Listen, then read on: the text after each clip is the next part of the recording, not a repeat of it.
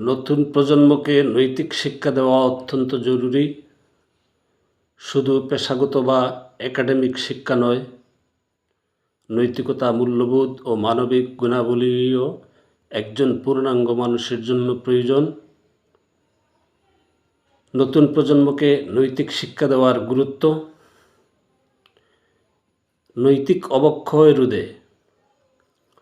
বর্তমান সমাজে আত্মকেন্দ্রিকতা, অসহিষ্ণুতা, দুর্নীতি বেড়েই চলেছে।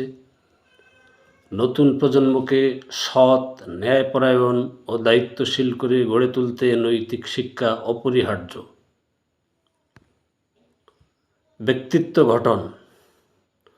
সত্যবাদিতা, শ্রদ্ধাবোধ, সহানুভূতি, সহনশীলতা ইত্যাদি নৈতিক গুণাবলী ব্যক্তিত্বকে আলোকিত করে তোলে।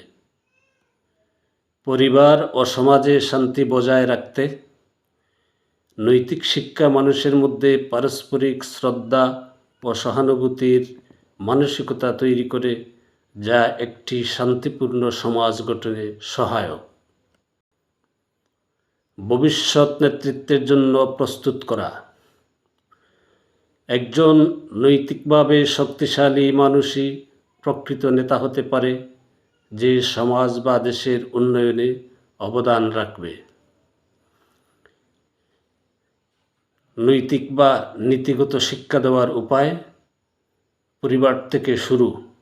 শিশুর প্রথম শিক্ষাগৃহ পরিবার।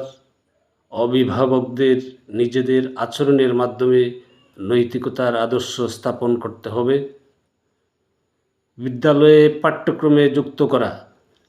বইপত্রে কেবল তথ্যগত নয়, ব্যবহারিক নৈতিক শিক্ষার আয়োজন থাকতে হবে। ধর্মীয় শিক্ষা ও মানবিক মূল্যবোধ শেখানো। ধর্মীয় গ্রন্থগুলির নৈতিক শিক্ষাগুলো শেখানো যায়, তবে সেটা যেন মানবিকতা ভিত্তিক হয়। আচরণগত শিক্ষা। শিশুদের ছোটবেলা থেকেই ভালো কাজের জন্য পুরস্কার দেওয়া, ভুল করলে ভদ্রভাবে সংশোধন করা।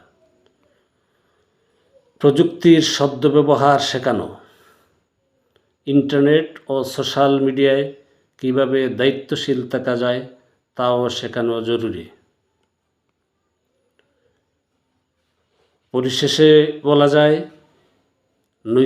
নৈতিক শিক্ষা ছাড়া সমাজ গঠন সম্ভব নয়। শুধু ভালো ছাত্র নয়, ভালো মানুষ তৈরি আমাদের মূল লক্ষ্য হওয়া উচিত। নতুন প্রজন্মকে যদি সঠিক নৈতিক শিক্ষা দেওয়া যায়, তবে তারাই হবে আগামী দিনের আলোকবর্তিকা।